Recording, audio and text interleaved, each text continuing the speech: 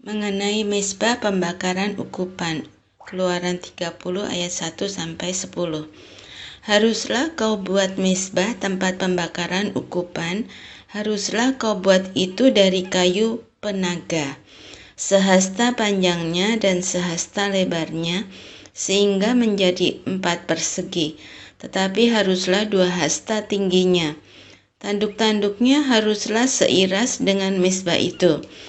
Haruslah kau salut itu dengan emas murni, bidang atasnya dan bidang-bidang sisinya sekelilingnya, serta tanduk-tanduknya.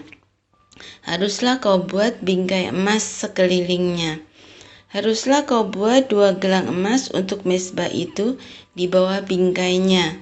Pada kedua rusuknya haruslah kau buat gelang itu, pada kedua bidang sisinya, dan haruslah gelang itu menjadi tempat memasukkan kayu pengusung, supaya dengan itu mezbah dapat diangkut. Haruslah kau buat kayu pengusung itu dari kayu penaga, dan kau salutlah dengan emas. Haruslah kau taruh tempat pembakaran itu di depan tabir penutup tabut hukum, di depan tutup pendamaian yang di atas loh hukum, di mana aku akan bertemu dengan engkau. Di atasnya haruslah Harun membakar ukupan dari wangi-wangian tiap-tiap pagi. Apabila ia membersihkan lampu-lampu, haruslah ia membakarnya. Juga apabila Harun memasang lampu-lampu itu pada waktu senja, haruslah ia membakarnya sebagai ukupan yang tetap di hadapan Tuhan di antara kamu turun-temurun. Di atas mezbah itu janganlah kamu persembahkan ukupan yang lain ataupun korban bakaran ataupun korban sajian. Juga korban curahan janganlah kau curahkan di atasnya. Sekali setahun haruslah Harun mengadakan pendamaian di atas tanduk-tanduknya dengan darah korban penghapus dosa pembawa pendamaian. Haruslah ia sekali setahun mengadakan pendamaian bagi mezbah itu di antara kamu turun-temurun. Itulah barang maha kudus bagi Tuhan. Mengenai persembahan khusus pada waktu pendaftaran orang Israel, Keluaran 30 ayat 11-16. Tuhan berfirman kepada Musa, apabila engkau menghitung jumlah orang Israel pada waktu mereka didaftarkan, maka haruslah mereka masing-masing mempersembahkan kepada Tuhan uang pendamaian karena nyawanya pada waktu orang mendaftarkan mereka, supaya jangan ada tulah di antara mereka pada waktu pendaftarannya itu. Inilah yang harus dipersembahkan tiap-tiap orang yang akan termasuk orang-orang yang terdaftar itu. Setengah shikal ditimbang menurut shikal kudus. Shikal ini 20 gera beratnya. Setengah shikal itulah persembahan khusus kepada Tuhan.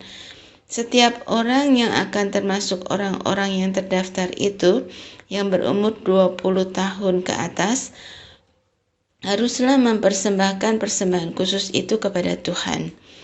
Orang kaya janganlah mempersembahkan lebih, dan orang miskin janganlah mempersembahkan kurang dari setengah shikal itu pada waktu dipersembahkan persembahan khusus itu kepada Tuhan, untuk mengadakan perdamaian bagi nyawa kamu sekalian. Dan haruslah engkau memungut uang pendamaian itu dari orang Israel dan menggunakannya untuk ibadah dalam kemah pertemuan, supaya itu menjadi peringatan di hadapan Tuhan untuk mengingat kepada orang Israel dan untuk mengadakan pendamaian bagi nyawa kamu sekalian. Mengenai bejana pembasuhan, Keluaran 30 ayat 17-21. Berfirmanlah Tuhan kepada Musa, haruslah engkau membuat bejana dan juga alasnya dari tembaga untuk pembasuhan, dan kau tempatkanlah itu antara kemah pertemuan dan mezbah, dan kau taruhlah air ke dalamnya. Maka Harun dan anak-anaknya Haruslah membasuh tangan dan kaki mereka dengan air dari dalamnya. Apabila mereka masuk ke dalam kemah pertemuan, haruslah mereka membasuh tangan dan kaki dengan air, supaya mereka jangan mati.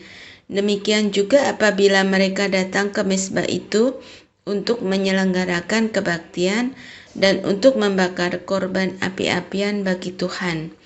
Haruslah mereka membasuh tangan dan kaki mereka supaya mereka jangan mati. Itulah yang harus menjadi ketetapan bagi mereka untuk selama-lamanya, bagi dia dan bagi keturunannya turun-temurun. Mengenai minyak urapan yang kudus, Keluaran 30 ayat 22-33. Berfirmanlah Tuhan kepada Musa, ambillah rempah-rempah pilihan, mur tetesan 500 shikal, dan kayu manis yang harum setengah dari itu, yakni 250 shikal, dan tebu yang baik 250 shikal, dan kayu teja 500 shikal, ditimbang menurut shikal kudus, dan minyak zaitun 1 hin. Haruslah kau buat semuanya itu menjadi minyak urapan yang kudus, suatu campuran rempah-rempah yang dicampur dengan cermat, seperti buatan seorang tukang campur rempah-rempah. Itulah yang harus menjadi minyak urapan yang kudus. Haruslah engkau mengurapi dengan itu kemah pertemuan dan tabut hukum, meja dengan segala perkakasnya, kandil dengan perkakasnya, dan mezbah pembakaran ukupan, mezbah korban bakaran dengan segala perkakasnya, bejana pembasuhan dengan alasnya. Haruslah kau kuduskan semuanya, sehingga menjadi maha kudus. Setiap orang yang kena kepadanya akan menjadi kudus. Engkau harus juga mengurapi dan menguduskan Harun dan anak-anaknya, supaya mereka memegang jabatan iman bagiku. Dan kepada orang Israel, haruslah kau katakan demikian, inilah yang harus menjadi minyak urapan yang kudus bagiku di antara kamu turun-temurun. Kepada badan orang biasa, janganlah minyak itu dicurahkan, dan janganlah kau buat minyak yang semacam itu dengan memakai campuran itu juga. Itulah minyak yang kudus, dan haruslah itu kudus bagimu. Orang yang mencampur rempah-rempah menjadi minyak yang semacam itu, atau yang membubuhnya pada badan orang awam, haruslah dilenyapkan dari antara bangsanya. Mengenai ukupan yang kudus, Keluaran 30 ayat 34-38. Berfirmanlah Tuhan kepada Musa, ambillah wangi-wangian, yakni getah damar, kulit lotkan, dan getah rasa mala. Wangi-wangian itu serta kemenyan yang tulen, masing-masing sama banyaknya.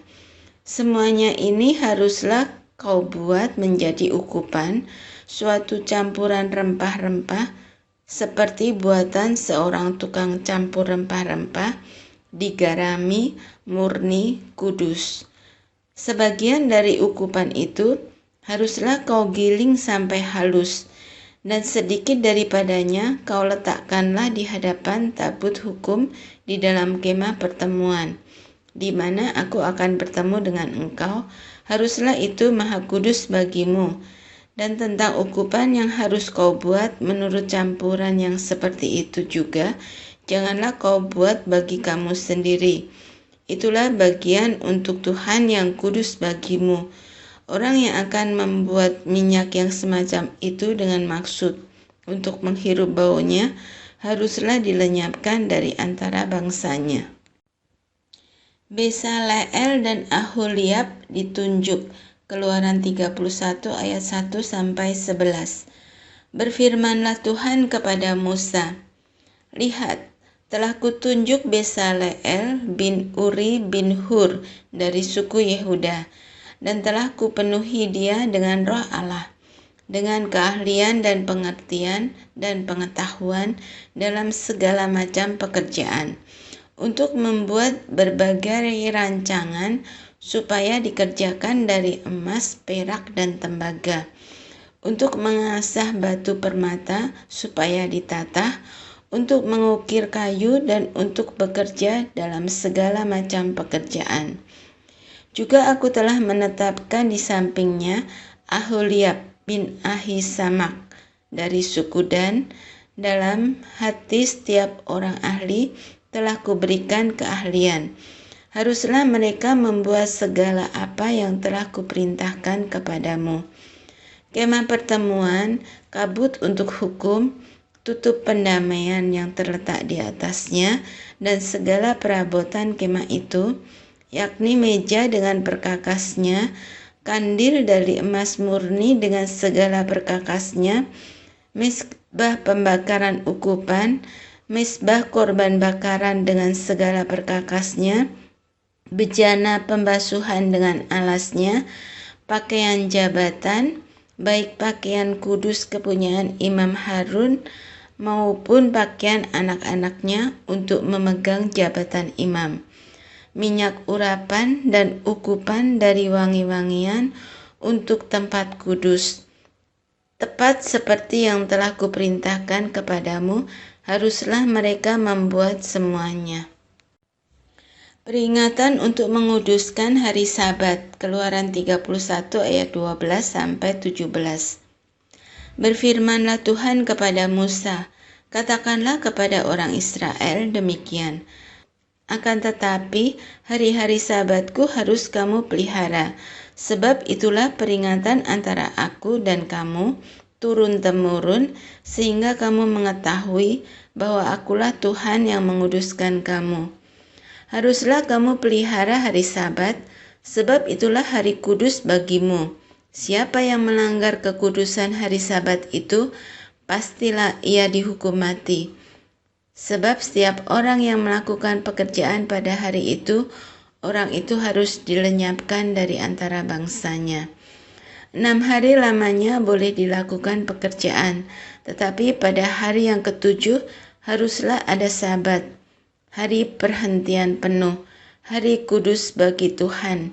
Setiap orang yang melakukan pekerjaan pada hari Sabat, pastilah ia dihukum mati. Maka haruslah orang Israel memelihara hari Sabat dengan merayakan Sabat turun-temurun menjadi perjanjian kekal antara aku dan orang Israel. Maka inilah suatu peringatan untuk selama-lamanya. Sebab 6 hari lamanya Tuhan menjadikan langit dan bumi, dan pada hari yang ke-7 ia berhenti bekerja untuk beristirahat. Musa menerima kedua loh hukum, Keluaran 31 ayat 18. Dan Tuhan memberikan kepada Musa setelah ia selesai berbicara dengan dia di Gunung Sinai, kedua loh hukum Allah, loh batu yang ditulisi oleh jari Allah. Anak lembu emas, Keluaran 32 ayat 1-35. Ketika bangsa itu melihat bahwa Musa mengundur-undurkan turun dari gunung itu, maka berkumpullah mereka mengerumuni Harun dan berkata kepadanya, "Mari, buatlah untuk kami Allah yang akan berjalan di depan kami, sebab Musa ini, orang yang telah memimpin kami keluar dari tanah Mesir, kami tidak tahu apa yang telah terjadi dengan dia." Lalu berkatalah Harun kepada mereka, "Tanggalkanlah anting-anting emas yang ada pada telinga istrimu, anakmu laki-laki dan perempuan, dan bawalah semuanya kepadaku." Lalu seluruh bangsa itu menanggalkan anting-anting emas yang ada pada telinga mereka dan membawanya kepada Harun. Diterimanya itu dari tangan mereka, dibentuknya dengan pahat, dan dibuatnyalah daripadanya anak lembu tuangan. Kemudian berkatalah mereka, "Hai Israel, inilah Allahmu yang telah menuntun engkau keluar dari tanah Mesir." Ketika Harun melihat itu, didirikannya misbah di depan anak lembu itu. Berserulah Harun katanya, "Besok hari raya bagi Tuhan." Dan keesokan harinya pagi-pagi, maka mereka mempersembahkan korban bakaran dan korban keselamatan. Sesudah itu duduklah bangsa itu untuk makan dan minum, Kemudian bangunlah mereka dan bersukaria. Berfirmanlah Tuhan kepada Musa, "Pergilah, turunlah, sebab bangsamu yang kau pimpin keluar dari tanah Mesir telah rusak lakunya. Segera juga mereka menyimpang dari jalan yang kuperintahkan kepada mereka. Mereka telah membuat anak lembu tuangan, dan kepadanya mereka sujud menyembah dan mempersembahkan korban, sambil berkata, 'Hai Israel, inilah Allahmu yang telah menuntun engkau keluar dari tanah Mesir.' Lagi firman Tuhan kepada Musa, 'Telah kulihat bangsa ini, dan sesungguhnya mereka adalah suatu bangsa yang tegar tengkuk. Oleh sebab itu biarkanlah aku supaya murkaku bangkit terhadap mereka, dan aku akan membinasakan mereka. Tetapi engkau akan kubuat menjadi bangsa yang besar.' Lalu Musa mencoba melunakkan hati Tuhan Allahnya dengan berkata, 'Mengapakah Tuhan murkamu bangkit terhadap umatmu yang telah kau bawa keluar dari tanah Mesir dengan kekuatan yang besar dan dengan tangan yang kuat? Mengapakah orang Mesir akan berkata, Dia membawa mereka keluar dengan maksud menimpakan malapetaka kepada mereka dan membunuh mereka di gunung dan membinasakannya dari muka bumi? Berbaliklah dari murkamu yang bernyala-nyala itu dan menyesallah karena malapetaka yang hendak kau datangkan kepada umatmu. Ingatlah kepada Abraham, Ishak dan Israel, hamba-hambamu itu, sebab kepada mereka engkau telah bersumpah demi dirimu sendiri dengan berfirman kepada mereka, Aku akan membuat keturunanmu sebanyak bintang di langit, dan seluruh negeri yang telah kujanjikan ini akan kuberikan kepada keturunanmu, supaya dimilikinya untuk selama-lamanya.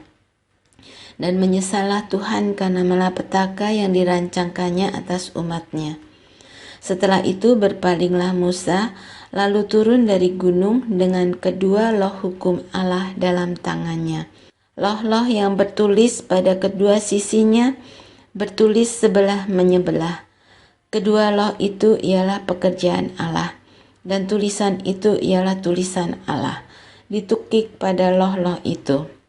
Ketika Yosua mendengar suara bangsa itu bersorak, berkatalah ia kepada Musa, "Ada bunyi sorak peperangan kedengaran di perkemahan." Tetapi jawab Musa, "Bukan bunyi nyanyian kemenangan, bukan bunyi nyanyian kekalahan, bunyi orang menyanyi berbalas-balasan, itulah yang kudengar." Dan ketika ia dekat ke perkemahan itu dan melihat anak lembu dan melihat orang menari-nari, maka bangkitlah amarah Musa. Dilemparkannya lah kedua loh itu dari tangannya dan dipecahkannya pada kaki gunung itu. Sesudah itu diambilnya lah anak lembu yang dibuat mereka itu, dipakarnya dengan api dan digilingnya sampai halus. Kemudian ditaburkannya ke atas air dan disuruhnya diminum oleh orang Israel. Lalu berkatalah Musa kepada Harun, "Apakah yang dilakukan bangsa ini kepadamu sehingga engkau mendatangkan dosa yang sebesar itu kepada mereka?" Tetapi jawab Harun, "Janganlah bangkit amarah tuanku. Engkau sendiri tahu bahwa bangsa ini jahat semata-mata. Mereka berkata kepadaku, 'Buatlah untuk kami Allah yang akan berjalan di depan kami, sebab Musa ini, orang yang telah memimpin kami keluar dari tanah Mesir, kami tidak tahu apa yang telah terjadi dengan dia.' Lalu aku berkata kepada mereka, 'Siapa yang empunya emas haruslah menanggalkannya.' Mereka memberikannya kepadaku, dan aku melemparkannya ke dalam api, dan keluarlah anak lembu ini." Ketika Musa melihat bahwa bangsa itu seperti kuda terlepas dari kandang, sebab Harun telah melepaskannya sampai menjadi buah cemooh bagi lawan mereka, maka berdirilah Musa di pintu gerbang perkemahan itu serta berkata, "Siapa yang memihak kepada Tuhan, datanglah kepadaku. Lalu berkumpullah kepadanya seluruh Bani Lewi. Berkatalah ia kepada mereka, "Beginilah firman Tuhan, Allah Israel. Baiklah kamu masing-masing mengikatkan pedangnya pada pinggangnya, dan berjalanlah kian kemari melalui perkemahan itu, dari pintu gerbang ke pintu gerbang, dan biarlah masing-masing membunuh saudaranya dan temannya dan tetangganya." Bani Lewi melakukan seperti yang dikatakan Musa, dan pada hari itu tewaslah kira-kira 3.000 orang dari bangsa itu. Kemudian berkatalah Musa, "Baktikanlah dirimu mulai hari ini kepada Tuhan, masing-masing dengan membayarkan jiwa anaknya laki-laki dan saudaranya, yakni supaya kamu diberi berkat pada hari ini." Keesokan harinya berkatalah Musa kepada bangsa itu, "Kamu ini telah berbuat dosa besar, tetapi sekarang aku akan naik menghadap Tuhan. Mungkin aku akan dapat mengadakan pendamaian karena dosamu itu." Lalu kembalilah Musa menghadap Tuhan dan berkata, bangsa ini telah berbuat dosa besar, sebab mereka telah membuat alat emas bagi mereka. Tetapi sekarang kiranya Engkau mengampuni dosa mereka itu, dan jika tidak, hapuskanlah kiranya namaku dari dalam kitab yang telah Kau tulis. Tetapi Tuhan berfirman kepada Musa, "Siapa yang berdosa kepadaku, nama orang itulah yang akan Kuhapus dari dalam kitabku. Tetapi pergilah sekarang, tuntunlah bangsa itu ke tempat yang telah Kusebutkan kepadamu. Akan berjalan malaikatku di depanmu, tetapi pada hari pembalasanku itu, Aku akan membalaskan dosa mereka kepada mereka." Demikianlah Tuhan menulahi bangsa itu, karena mereka telah menyuruh membuat anak lembu buatan Harun itu.